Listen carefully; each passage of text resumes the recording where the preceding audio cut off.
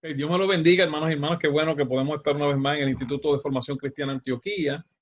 Hoy continuamos con la clase de profetas mayores, pero hoy comenzamos a estudiar al profeta Ezequiel, ¿verdad? El profeta Ezequiel, que pues, fue también un contemporáneo de Daniel. Entonces vamos a ir poco a poco, ¿verdad? Adentrándonos en el estudio de este profeta, que fue muy importante, ¿verdad? En el tiempo de la cautividad de Judá. Profetas mayores, ¿verdad? Ya sabemos que los profetas mayores pues son Isaías, Jeremías, que tiene el libro de Jeremías más Lamentaciones, Ezequiel y Daniel, ¿verdad? Que ya estudiamos Daniel, estamos hoy en Ezequiel. Aquí tenemos esta lámina, ¿verdad? Que nos muestra un poco no sé si lo van a poder visualizar bien en los teléfonos, ¿verdad? Pero esto, pues, yo se lo puedo enviar en láminas para que lo puedan ampliar o imprimirlo. Yo puedo imprimirlo también, ¿verdad? Para que lo tengan en papel. Pero si aquí donde estoy moviendo la flecha, ¿ves? En este tiempo fue que estuvo Daniel y Ezequiel, que fueron contemporáneos y comenzaron su ministerio casi igual, casi al mismo tiempo, ¿verdad? Estuvieron ministrando durante la cautividad. Habacuc también estuvo en ese tiempo y Abdías al final del tiempo de Daniel y Ezequiel tuvo su ministerio, ¿verdad? Entonces comenzamos ahora con los detalles y las generalidades del profeta Ezequiel. Ezequiel significa Dios fortalecerá o Dios fortalece. Dios fortalecerá o Dios fortalece. Nació cerca del año 623 a.C. Su padre se llamaba Buzi. Además de profeta, Ezequiel era un sacerdote, ¿verdad? Está ahí en el capítulo 1, verso 3, y también era un atalaya, ¿verdad? Hay una diferencia entre el atalaya y el profeta, ¿verdad? Aunque el atalaya puede ser profeta, pero hay una diferencia. El profeta trae una palabra de Dios, una revelación de Dios, puede ser elogios, como puede ser también reprensiones, como pueden ser de las cosas que van a ocurrir. El atalaya lo que hace es que vela espiritualmente, es un vigilante, es como un vigilante espiritual y amonesta, vela y amonesta, ¿verdad? Pues Ezequiel tenía esas dos funciones. Fue contemporáneo de Daniel y de Habacuc, ¿verdad? Y Abdías a lo último.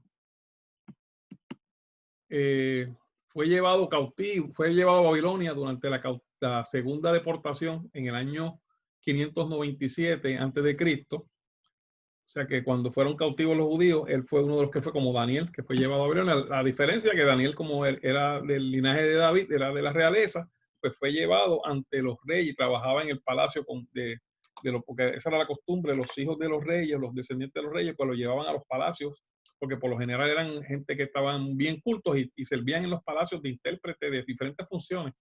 Ezequiel pues no tenía ese linaje, por lo tanto le tocó ministrar con el pueblo cautivo, ¿verdad? Su ministerio duró desde el 593 hasta el 571 antes de Cristo aproximadamente. Su ministerio estuvo activo durante el tiempo de la cautividad de Judá y fue contemporáneo de, como mencionamos anteriormente, de Daniel, Habacuc y Abdías. Okay. Los estudiosos del libro de Ezequiel lo dividen en tres secciones principales. Hay tres secciones principales que son las que dividen este libro, que es un libro bastante largo, ¿verdad? Tiene 48 capítulos, o sea que vamos a ver, no vamos a poder, como hacemos en otra ocasión, ir verso por verso, porque entonces se nos iría todo el año, pero ya he buscado y seleccionado aquellos pasajes que son más relevantes, que traen enseñanzas más, ¿verdad? Enseñanzas más prácticas, interesantes y prácticas mayormente, que es lo que queremos nosotros tener, ¿verdad? Enseñanzas que podamos aplicar al ministerio y esos son los que vamos a estar discutiendo. Hoy vamos a comenzar a trabajar con la sección 1, que yo creo que es la más extensa, con casi 24 capítulos, y esa sección es el juicio de Yahvé o de Jehová sobre Judá. El juicio de Yahvé o de Jehová sobre Judá. Y ese juicio, y eso comienza desde el capítulo 1 hasta el capítulo 24. La sección 2, profecías contra las naciones, desde el capítulo 25 al 32, son profecías sobre diversas naciones y son por lo general profecías cortas dirigidas a las diferentes naciones que son por lo general vecinas de Jerusalén, de Israel. La sección 3, profecías de salvación, restauración y transformación. Esto ya son muchas de ellas escatológicas, ¿verdad? Para los tiempos del fin, la restauración de Israel en el tiempo final y la transformación de Israel, este capítulo 33 al 48, y ese más bien vamos a ver mucha profecía escatológica en esa área. Ok, entonces comenzamos con la sección 1, que se divide en el llamado, primero llamado de Ezequiel, que está en el capítulo 1 al capítulo 3, 21, el sufrimiento de Ezequiel por su pueblo, profecías de juicio, capítulo 5 al 7, visión del templo, el capítulo 8 del 1 al 11 y 25, el exilio, profecía verdadera y falsa, cómo discernirla, cómo se sabe cuál es la profecía verdadera y falsa, capítulo 12, y profecía de juicio, capítulo 14. Ok, comenzamos entonces con el capítulo 1, que es el llamado de Ezequiel. Leemos de la Biblia, ¿verdad? Si tienen ahí su Biblia, estamos en Ezequiel capítulo 1 y dice así la santa palabra: en el nombre del Padre, del Hijo y del Santo Espíritu. Aconteció en el año 30, en el mes cuarto, a los 5 días del mes, que estando yo en medio de los cautivos, junto al río Quebar, los cielos se abrieron y vi visiones de Dios. En el 5º año de la deportación del rey Joacín, a los 5 días del mes, vino palabra de Jehová al sacerdote Ezequiel, hijo de Buzi, en la tierra de los caldeos, junto al río Quebar.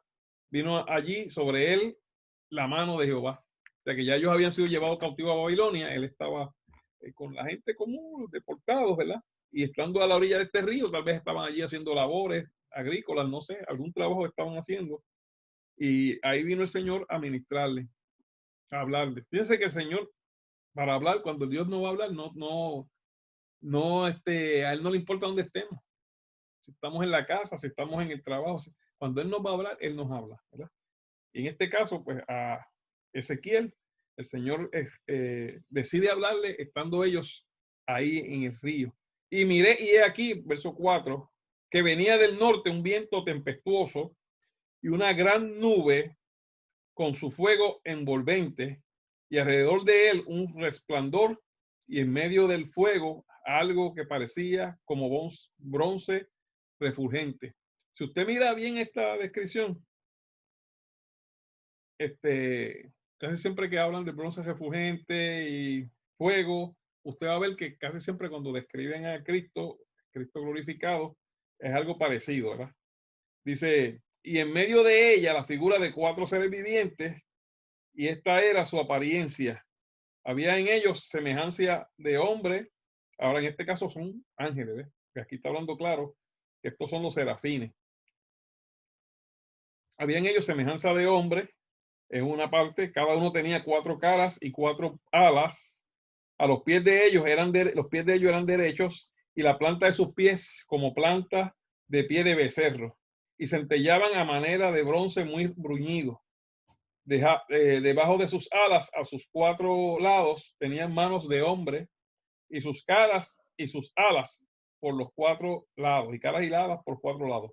Con las alas se juntaban el uno al otro, no se volvían cuando andaban, sino que cada uno caminaba derecho hacia adelante. Y el aspecto de sus caras era cara de hombre, 1, cara de león, 2, del lado derecho, ¿verdad? En el lado derecho, al frente era hombre, el lado derecho era cara de león, de los 4, y la cara de buey a la izquierda, en los 4. Asimismo, había en los 4 cara de águila, tenía cara de hombre, cara de león, cara de buey y cara de águila, en las 4 caras que tenía. Estos son serafines, después más tarde vamos a ver que son serafines, porque esto lo describe también Isaías, y después hay otros versos más que se pueden entonces, y se llega entonces a la revelación, que eran los serafines. Así eran sus caras, y tenían sus alas extendidas por encima, cada uno 2 alas las cuales se juntaban y las otras dos cubrían sus cuerpos. ¿Ves? Los serafines tienen, yo creo que son seis alas o 8, 6 alas me parece que son. Y cada uno caminaba derecho hacia adelante, hacia donde el espíritu les movía, que anduviesen, andaban, y cuando andaban no se volvían. Cuanto a la semejanza de los seres vivientes, su aspecto era como de carbones de fuego encendidos, como visión de achones encendidos que andaban entre los seres vivientes, y el fuego resplandecía, y del fuego salían relámpagos. Luego salían relámpagos. Mientras yo miraba los seres vivientes, he aquí que una rueda sobre la tierra juntó a los seres vivientes a los 4 lados. El aspecto de las ruedas y su obra era semejante al color del crisolito. Y los 4 tenían una misma semejanza, su apariencia y su obra era como rueda en medio de rueda. Cuando andaban se movían hacia sus 4 costados, no se volvían cuando andaban, o sea que andaban así, en esta forma, para acá, ¿verdad? Directo, así, o para acá, o para acá. No se volvían. Y cuando los seres vivientes se levantaban de la tierra, las ruedas se levantaban. Hacia donde el espíritu les movía, que anduviesen, andaban. Así, hacia donde les movía el espíritu, que anduviesen, las ruedas también se levantaban tras ellos, porque el espíritu de los seres vivientes estaba en las ruedas. Cuando ellos andaban, andaban ellas, y cuando ellos se paraban ellas. Asimismo, cuando se levantaban de la tierra, las ruedas se levantaban tras ellos, porque el espíritu de los seres vivientes estaba una vez más en las ruedas. Y sobre las cabezas de los seres vivientes aparecía una expansión a manera de cristal maravilloso, extendido encima sobre sus cabezas. Y debajo de la expansión, las alas de ellos estaban derechas, extendiéndose la una hacia la otra, y cada uno tenía 2 alas que cubrían su cuerpo.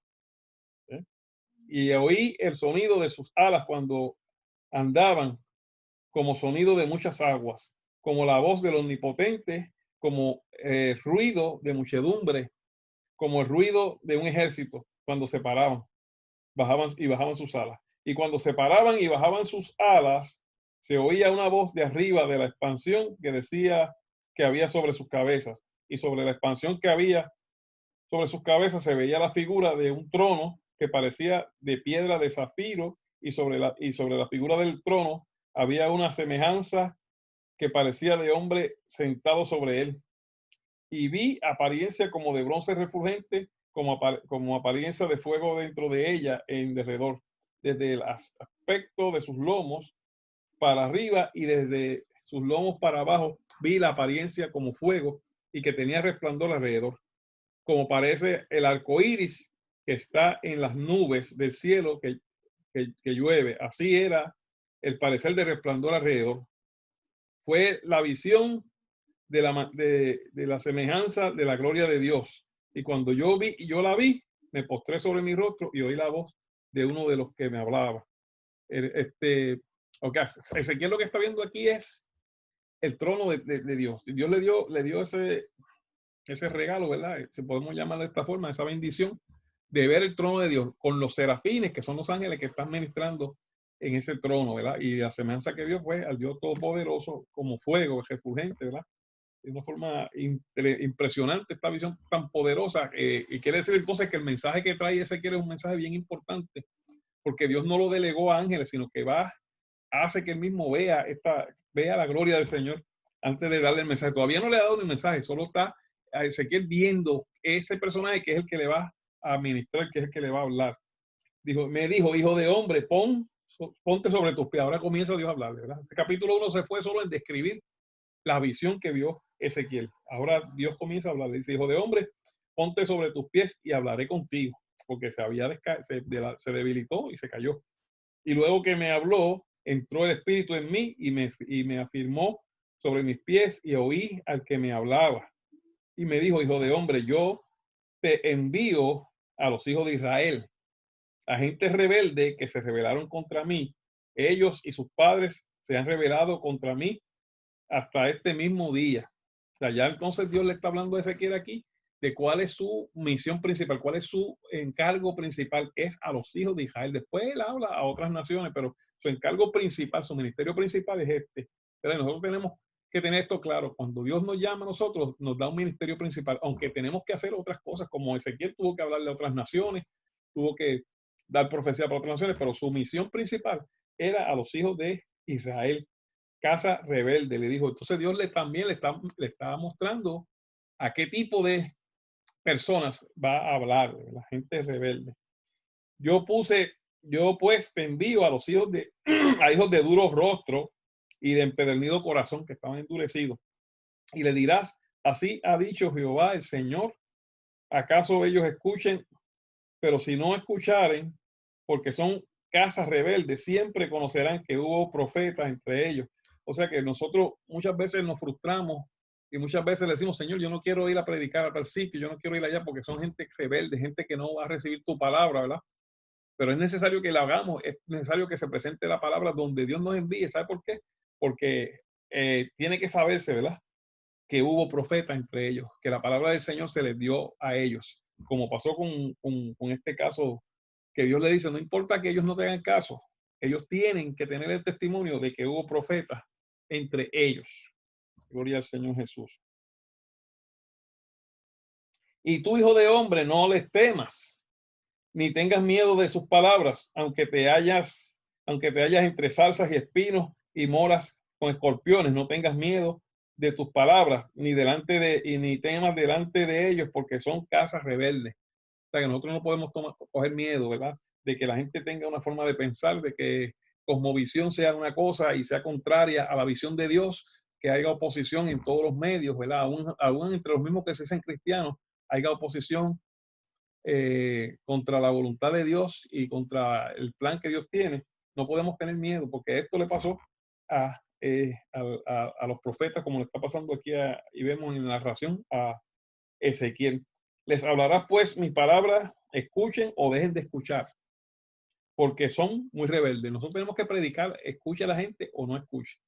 Tenemos que predicar, escuchen o no escuchen. ¿Por qué? Porque sabrán que cuando llegue la hora de la verdad, sabrán que hubo profeta entre ellos. No le hicieron caso, ¿verdad? Pero nuestro corazón debe ser el corazón de que sí hagan caso, el corazón de que se arrepientan para que Dios bendiga. Eso debe ser nuestro deseo, pero si no lo hacen, pues no podemos nosotros obligar a nadie a convertirse. Mas tu, hijo de hombre, oye lo que yo te hablo, no seas rebelde como la casa rebelde, no te contamines con ellos. Abre tu boca y come lo que yo te doy. No podemos contaminarnos con la gente que vamos a predicarle, ¿verdad? Tenemos que seguir nosotros fieles a Dios, adelante, llevando su palabra hasta donde Él nos permita. Verso 9. Y miré y he aquí una mano extendida hacia mí, y en ella había un rollo de libro, y lo extendió delante de mí, y estaba escrito por detrás por delante y por detrás, y había escritas en él endechas y lamentaciones y ayes. O sea que Dios le está dando este libro que simboliza la profecía que está poniendo en él, la palabra que está poniendo en él, para llevarle a este pueblo, ¿verdad? Y Ezequiel tuvo que primero alimentarse de ese rollo, ¿verdad? Que ahora el capítulo 3, esto es lo que habla. Esto es lo que habla de cómo Ezequiel se tiene que alimentar de ese rollo. Y me dijo, hijo de hombre, come lo que hayas, come este rollo y ve y habla a la casa de Israel. Y abrí mi boca y me hizo comer aquel rollo. Y me dijo, hijo de hombre, alimenta tu vientre y llena tus extrañas de este rollo que yo te doy. Y lo comí. Y fue en mi boca dulce como la miel. Luego me dijo, hijo de hombre, ve y entra a la casa de Israel y habla a ellos mis palabras. Primero, antes de nosotros ir a llevar palabras, tenemos que recibir palabras. Dios le llevó, le alimentó de sus palabras, ¿verdad? Nosotros muchas veces nos tiramos rápido. Nosotros tenemos que estudiar la palabra escrita, ¿verdad? Tenemos que estudiar esta palabra escrita porque toda palabra que Dios nos dé tiene que estar amarrada, tiene que estar en armonía, en concordia con la palabra escrita. Por eso es importante que nosotros estudiemos la palabra. Si queremos predicar, ¿verdad?, lo que es de Dios, tenemos que estudiar la palabra del Señor. Entonces, Ezequiel tuvo que alimentarse, ¿verdad? Y dice que al principio le fue dulce, pero en su boca fue dulce. Pero después fue amarga. Más tarde vamos a ver. Entonces el verso 4 luego me dijo, hijo de hombre, ve y entra a la casa de Israel y habla a ellos con mis palabras, porque no eres enviado a pueblo de habla profunda ni de lengua difícil, sino a la casa de Israel. Tú conoces su lenguaje, le está diciendo Dios, háblale a ellos. No a muchos pueblos de hablas profundas ni de lenguas difíciles cuyas palabras no entiendan. Y si a ellos te enviare, ellos te oirán. Está diciéndole Dios que aún estos otros pueblos, teniendo un lenguaje diferente, tenían un corazón más blandito que el pueblo de Israel. El pueblo de Israel, el pueblo de Dios se endureció. Y eso, lamentablemente, yo entiendo mi forma de verlo, ¿verdad? A lo mejor estoy equivocado porque yo no soy perfecto, pero entiendo y el Señor me hace entender que el pueblo de Dios se ha endurecido como Israel, que llegó a creerse tan grande y se olvidó que había uno más grande que él, que era Dios. Y se despegó de Dios de una forma, ¿cómo diríamos yo? De una forma que intangible, porque ellos pensaban que estaban sirviendo a Dios, como muchas veces hoy la iglesia piensa que está sirviendo a Dios, pero su corazón está bien lejos de los planes y de los propósitos de Cristo y del Padre Celestial. Mas la casa de Israel no te querrá oír. Mire, ya Dios sabía, le está diciendo, es como parecido a Jonás, pero Jonás, en el caso de Jonás fue diferente. Jonás pensaba que la gente de Nínive no se iba a convertir, sin embargo se convirtió y era gente bien duras y bien crueles, ¿verdad? Pero aquí Dios le está diciendo ya a Ezequiel, no te frustres porque no te van a escuchar, pero tienes que predicar como quieras, porque si no predicas eres rebelde. Nosotros muchas veces no queremos predicar por eso mismo, porque no vemos resultados. ¿Y qué pasa cuando no lo hacemos? Que nos convertimos en rebeldes. Algunas veces pensamos que nadie nos está escuchando, algunas veces pensamos que la palabra de Dios no está haciendo efecto, pero vamos a tener sorpresa porque muchas veces hay gente que no los vemos y las palabras los ha tocado. Mas la casa de Israel no te querrá oír porque no me quiero oír a mí, porque toda la casa de Israel es dura de frente y de obstinada de corazón, es obstinada de corazón.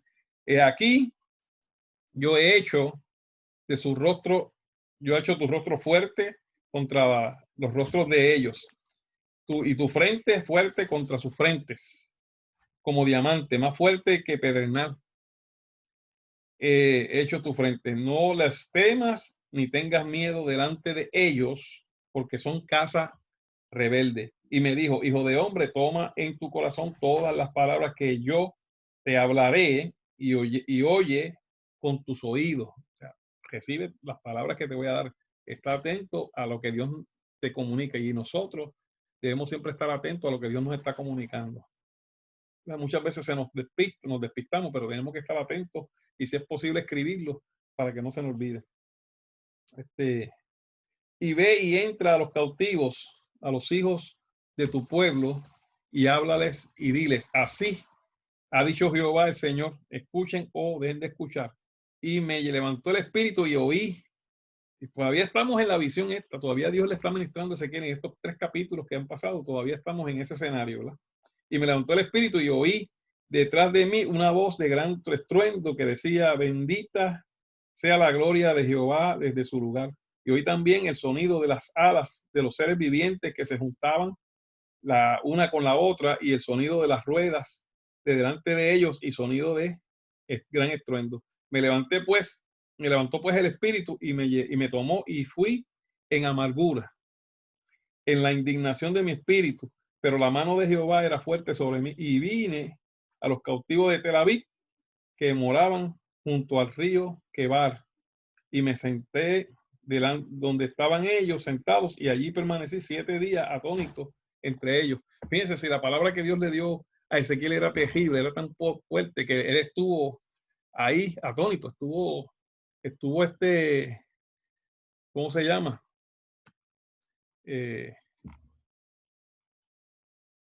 Estuvo impactado por la palabra.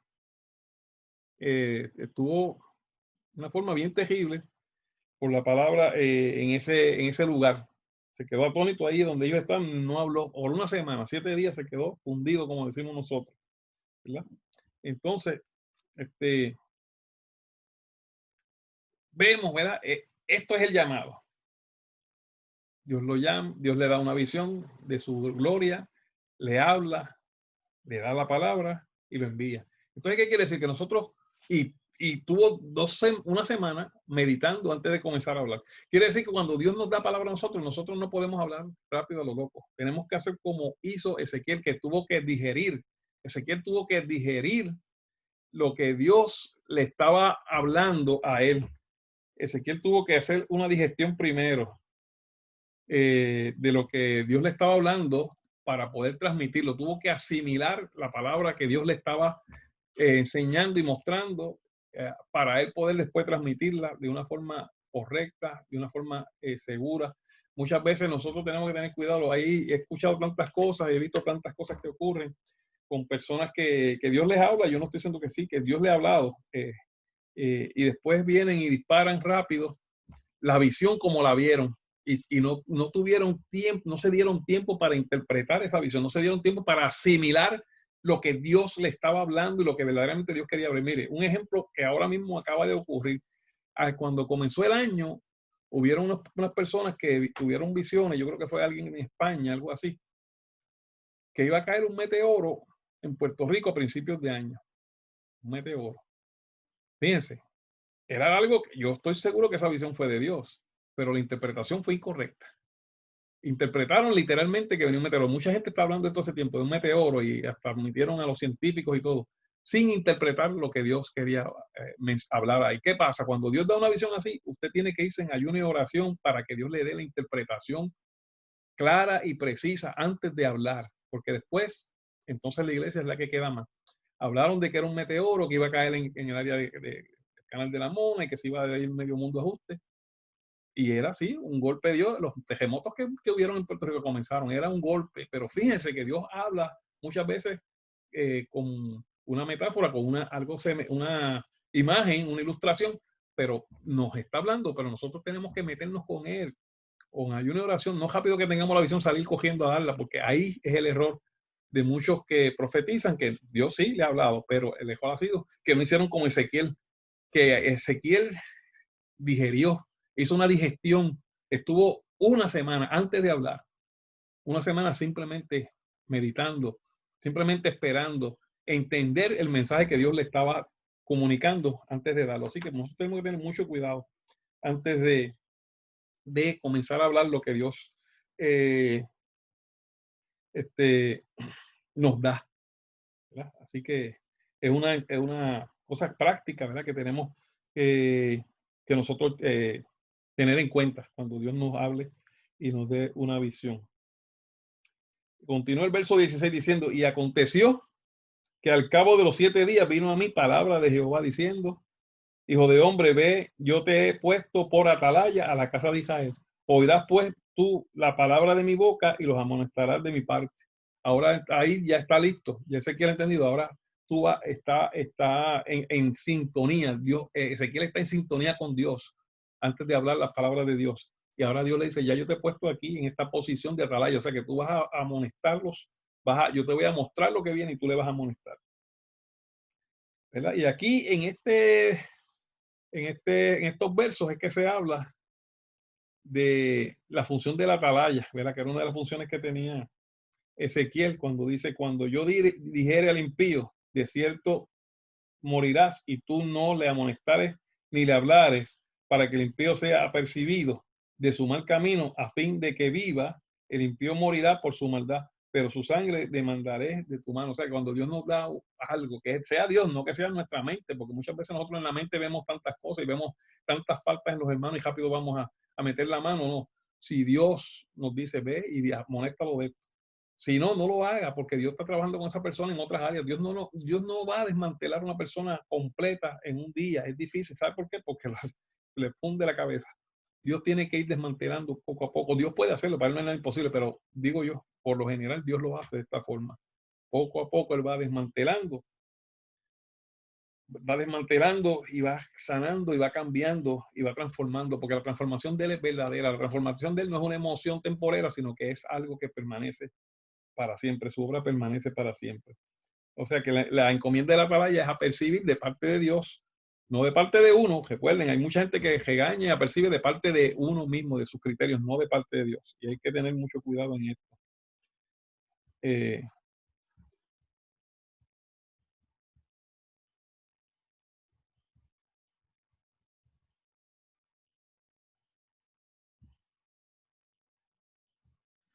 Ok. ¿Dónde íbamos? Porque vamos ahora al capítulo, estamos en el capítulo 3 todavía. A ver si hay algo más que... aquí vamos a cubrir, vamos a saltar al verso 23 porque fue una forma interesante en la cual Dios lo puso a profetizar con un mudo. ¿Verdad? Dios hace muchas formas, habla de muchas formas. Dios desgasta todos sus esfuerzos, todas sus posibilidades para comunicarnos porque Él quiere el bien. Y una de las cosas pues, que hizo, pues, Ezequiel tuvo que dar profecía con un mudo. Dice el verso 22 del capítulo 3. Vino allí la mano de Jehová sobre mí y me dijo, levántate y sal al campo y allí hablaré contigo. Y me levanté y salí al campo y he aquí que allí estaba la gloria de Jehová, como la gloria que había visto junto al río Quebar. Y me postré sobre mi rostro. Entonces entró el Espíritu en mí y me afirmó sobre mis pies y me habló y me dijo, entra y enciérrate dentro de tu casa. Fíjense que Jaro, el Señor lo manda a encerrarse dentro de su casa. Y es interesante porque en Ezequiel es uno de los profetas que Dios lo hace ministrar de unas formas bien raras, pero que bien raras, y usted va a ir viendo según vayamos haciendo este estudio, bien raras, que no se vio en muchos de los otros profetas. A él le tocó hacer cosas bien diferentes y bien raras. Porque Dios estaba buscando la atención de su pueblo de una forma u de otra. Pues ahora le dice, enciérrate en tu casa. Y tú, oh hijo de hombre, he aquí que pondrás sobre ti cuerdas y con ellas te ligarás y no saldrás entre ellos y haré que se pegue tu lengua a tu paladar y estarás mudo y no serás a ellos varón que reprende porque son casa rebelde. Simplemente Dios no le va a estar mudo. Dios le está llamando un mensaje a ellos, ¿verdad? De esta forma. Mas cuando yo te hiciere hablar, abriré tu boca y le dirás, así ha dicho Jehová el Señor, el que oyere, oiga, y el que no quiera oír, no oiga, porque son casas rebeldes. Fíjense, lo hizo ministrar como si fuera un mudo. Dios está hablándole ahí. Dios está queriéndole decir, mira, ya yo no sé ni cómo hablarle, me quedo callado. Yo entiendo, ¿verdad? Yo interpreto esto de esta forma. Dios está diciendo, ya el profeta no puede hablar porque ya ha dicho todo y no quieren escuchar, ¿verdad? Dios se queda como mudo y es una forma también, entiendo yo, de llamar la atención de ellos, que se van a preguntarle qué le pasa a este, por qué no habla, por qué camina entre nosotros y no habla, no dice nada. ¿Ok? Este, vamos ahora,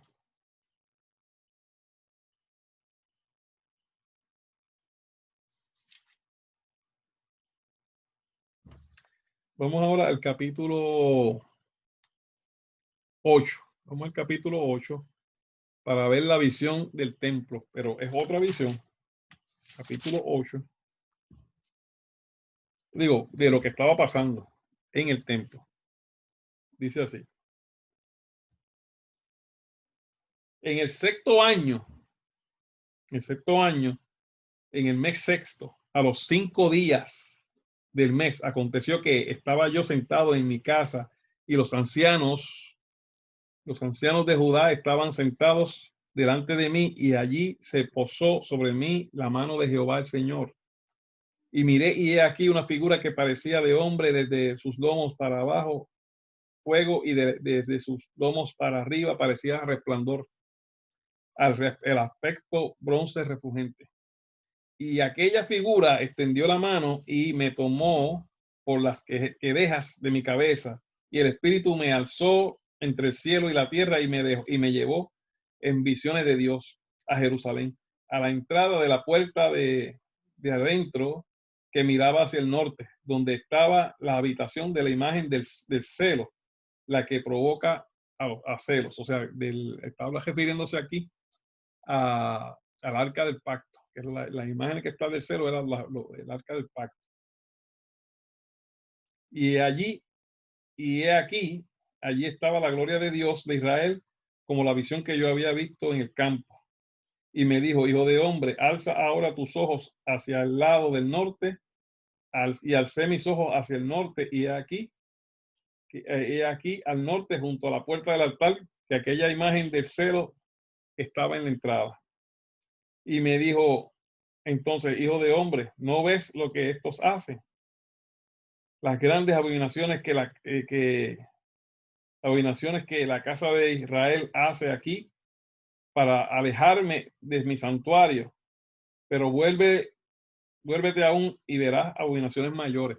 Fíjate, primero le muestra el señor Ezequiel en el santuario, el arca, en el lugar donde se supone que estuviera, en el lugar santísimo, como la gloria de Dios.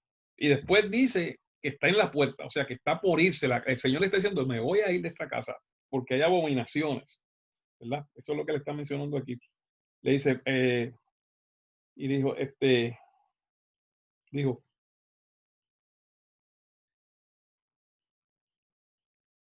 vuélvete aún y verás abominaciones. Verso 7. Y me llevó a la entrada del atrio y miré, y he aquí que en la pared un agujero, y me dijo, hijo de hombre, cava ahora en la pared. Y cavé en la pared, y he aquí una puerta. Y me dijo luego, entra y ve las malvadas abominaciones que estos hacen allí. Entré pues y miré, y he aquí toda forma de reptiles y de bestias y abominaciones y todos los ídolos de la casa de Israel que estaban pintados en la pared por todo alrededor, o sea, ocultos, pues estaban dentro del muro. Dentro del muro parece que habían espacios huecos donde se podía caminar, habían pasillos, ¿verdad? O habitaciones. Y ahí ellos tenían una idolatría con animales y con bestias ¿Y qué pasa? Los ministros que estaban ahí no estaban conectados con Dios. ¿Y qué estaban haciendo? Buscando dioses ajenos. Usaban estas imágenes y lo hacían escondido del pueblo. Y miren lo que dice más adelante. Y delante de ellos estaban 70 varones de los ancianos de la casa de Israel y Hazanías, hijo de Safán, en medio de ellos, cada uno con su incensario en su mano, y subía una nube espesa de incienso.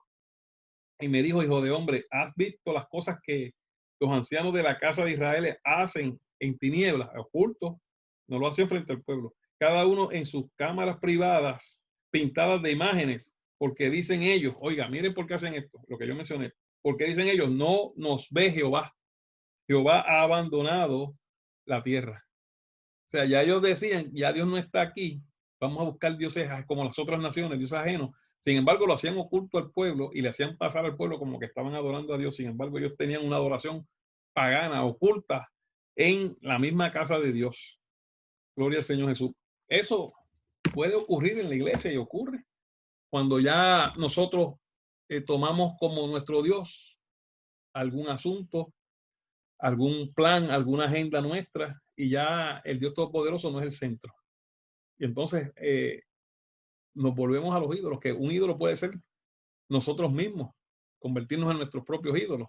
Cuando nuestra fama, cuando nuestra vanagloria, cuando nuestros propósitos y planes están por encima de los de Dios tienen que estar por encima. Dios nos ha dado planes, Dios nos ha dado propósitos, pero el plan de Dios tiene que ser el que dicte el camino, el que tiene que estar y que no puede quitarse, ¿verdad? Ok, continuamos. Dice, continuamos. Dice aquí,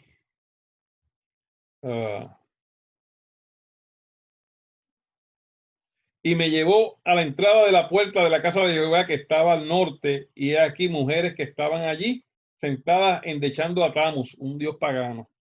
Luego me dijo, ¿no ves, hijo de hombre? Vuélvete aún, verás abominaciones mayores que estas. Y me llevó al atrio de adentro de la casa de Jehová, y he aquí, junto a la entrada del templo, entré a la entrada del altar como 25 varones, sus espadas vueltas al templo de Jehová y sus rostros hacia el oriente, y adoraban al sol, postrándose hacia el oriente. Baal, el sol es el dios Baal, era un dios pagano, ¿verdad? Que lo ponían como si fuera el sol. Y entonces ellos estaban adorando a Baal, supuestamente estaban en el templo de Dios, pero estaban adorando a un dios falso. Y me dijo, ¿no has visto, hijo de hombre? Es cosa liviana para la casa de Judá hacer abominaciones, estas abominaciones que hacen después que han llenado de maldad la tierra, se volvieron a mí para irritarme. He aquí que aplican el ramo a sus narices. pues también yo procederé con furor, no perdonará mi ojo, ni tendré misericordia. Y gritaban a mis oídos, y gritarán a mis oídos con gran voz, y no los oiré. ¿Ok? Y después el capítulo 9 se habla una visión de lo que ocurrió con estos que estaban profanando el templo de Dios, de la muerte de ellos. El capítulo 9 lo cubre, ¿verdad? Y eso lo vamos a brincar, ¿verdad? Para poder aligerar un poco, porque ya, de hecho, ya hoy por hoy vamos a tener que dejar el estudio hasta ahí. Nos quedamos en el capítulo 10, pero en el capítulo 10 habla de eso mismo, de que está el Señor mostrándole que la gloria estaba primero en el santuario y después en la puerta, porque estaba por abandonar el pueblo. Gloria al Señor Jesús. Bendito el nombre de Dios. Vamos a dejarlo ahí en el capítulo 10, ¿verdad? Estamos en el capítulo 10 y en esta lámina donde estamos hablando de la verdadera y la falsa profecía. La voy a marcar de otro color. Pero bueno, ya sabemos, nos quedamos aquí. Vamos a orar y entonces terminamos esta clase por ahí y continuamos el lunes. Padre, en el nombre poderoso de Jesús, te damos gracias por tu amor y tu misericordia. Bendice, Señor, esta clase. Permite que podamos crecer, Señor, que tu Espíritu Santo nos siga dando crecimiento, siga trabajando, transformando nuestros corazones, moldeándolos a la imagen del corazón conforme al corazón de Dios, al corazón de Cristo. Ayúdanos a seguir adelante. En el nombre de Jesús, Dios bendiga a todos mis hermanos y los cubra y los guarde de toda plaga y de toda enfermedad. Bendiciones y entonces nos estamos comunicando el lunes, ¿verdad? Continuamos con esta clase. Ya le envié por WhatsApp el examen de Daniel, pero, ¿verdad? Si alguno lo necesita en print, pues yo puedo imprimirlo ya. Yo tengo tinta. Dios me lo guarde. Bye.